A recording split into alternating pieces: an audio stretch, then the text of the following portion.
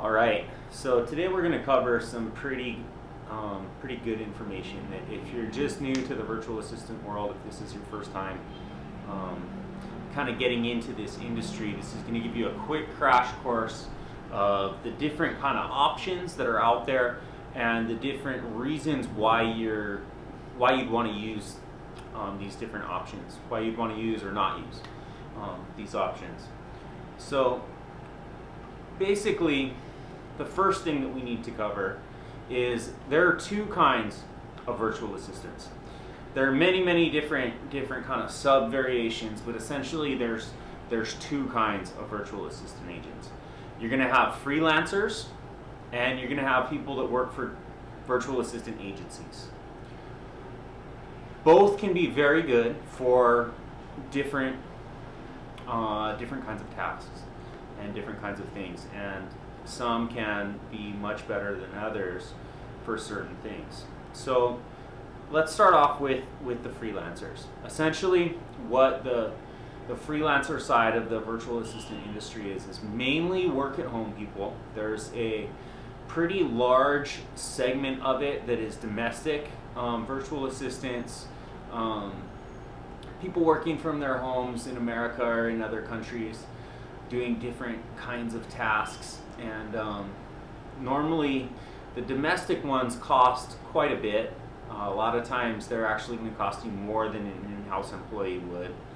And for the international ones, you can get extremely low rates, but as the saying goes, there's no such thing as a free lunch, and most of the time you end up paying for that savings in other ways pretty heavily. The work-at-home scenario in other countries, such as the Philippines, is something that a lot of people stay away from for good reason. The infrastructure is difficult in the beginning. If you don't have an office like we have here at Trouble-Free Employees, that's where I'm at right now in our call center, there's kind of a lot of infrastructure that is required that is fairly expensive here, that most people at home simply don't have. So the really high-speed internet connections, they're pricey, and most people do not have access to that at home. If they do, a lot of the time it is not legit. And what I mean by not legit is they're tapped in illegally into the infrastructure. They're poaching from someone else's, which if you have any sort of sensitive information that's being transacted between you and your assistant, that is the last situation that you want. There's very high probability that you can get your data intercepted if you're working with somebody in that sort of situation, which is not the end of the world for some tasks that are extremely simple and don't really have access to sensitive information. But if you're looking at anything that is an essential task of your business that you really have to rely on happening, and you're putting all your eggs in the basket of hoping that internet connection, wherever it is in the world, is going to be working 100% of the time, I don't really recommend doing that. If you have some project-based work, it can be a good option if it's not really scalable sort of things. If you think that it's just going to be a one-time thing and you're going to have one person that's doing it, then it's not a bad thing to go with a freelancer. You can save some bucks doing that, but to have an ongoing situation like that, sometimes it's not as reliable as you're going to want. So let's kind of shift gears, talk about virtual assistant agencies. There's kind of different ways that people go with it. Trouble-Free Employees is kind of positioned as a first-class virtual assistant agency. We pay our people extremely well. We are very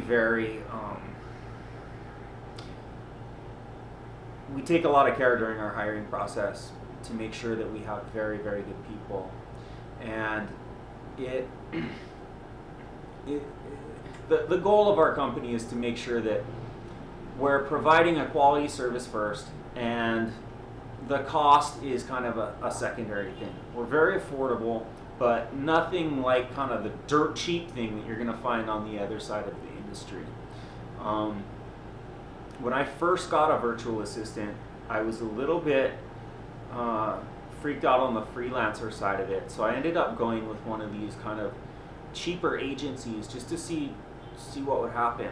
So things seemed like they were doing relatively okay. I was seeing some attendance issues, and I didn't really understand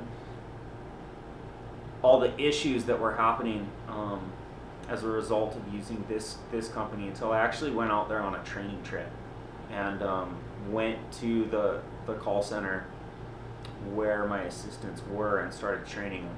And it was filthy. I'm not going to say that it was a sweatshop, but it was pretty close. And there was a point where I took the team out, got them out of the office, took them on a small trip after we had finished a training session, and made friends with everybody and kind of found out some details about what life was like working at this place, and they really weren't being treated well. And morally, I felt very bad that I was supporting this, and I ended up we ended up switching, moving people into a new spot, and eventually starting our own thing over here, which was kind of, I mean, that was the motivation behind it, is I didn't want to have people that had to work in those kind of environments. But aside from the environment, I could see that there was a lot of potential in the personnel. So there's some things where I would not recommend doing anything else but using a virtual assistant agency. For the tasks that I'm talking about are your essential kind of tasks. If you have things that are imperative to the day-to-day operations of your business, you want to make sure that you're using a professional company that has done everything possible to make sure that they're going to be able to provide as reliable of service for you as possible. That is first and foremost.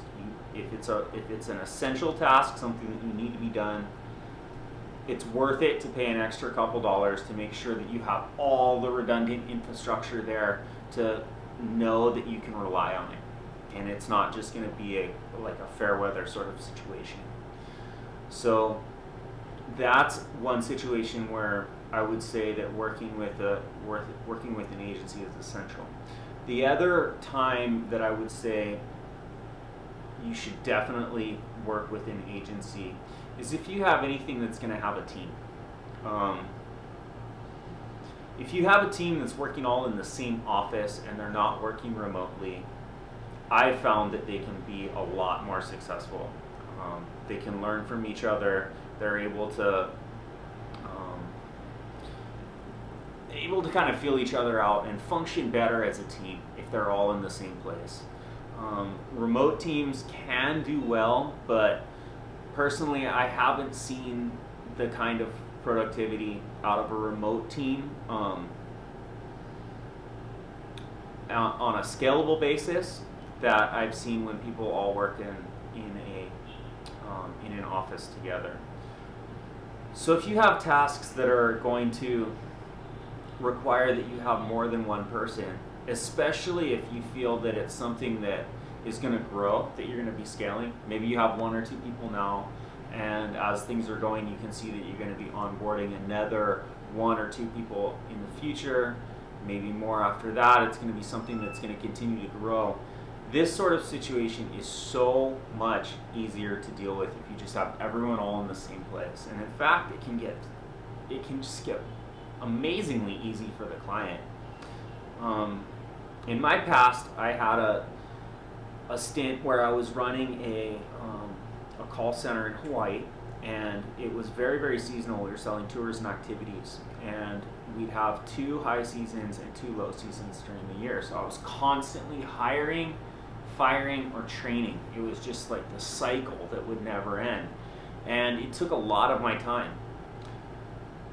once I got more involved in virtual assistants, I was able to figure out a way to kind of break myself free from this by training the assistants to be able to train each other. So when we needed to onboard new people, as long as they were doing the same task that everyone else was doing, I didn't really have to be part of that process, anything like I was previously.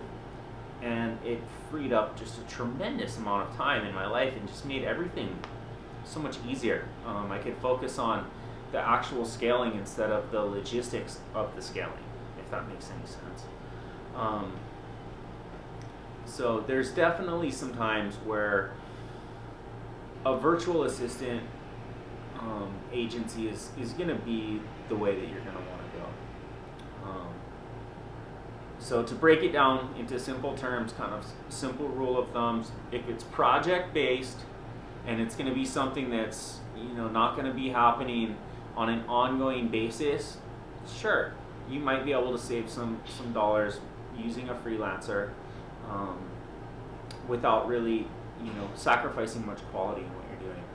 If you have something that is essential or is ongoing or is scalable, meaning that you're going to be needing to add more hours onto this in the future, virtual assistant agency is the only way to go.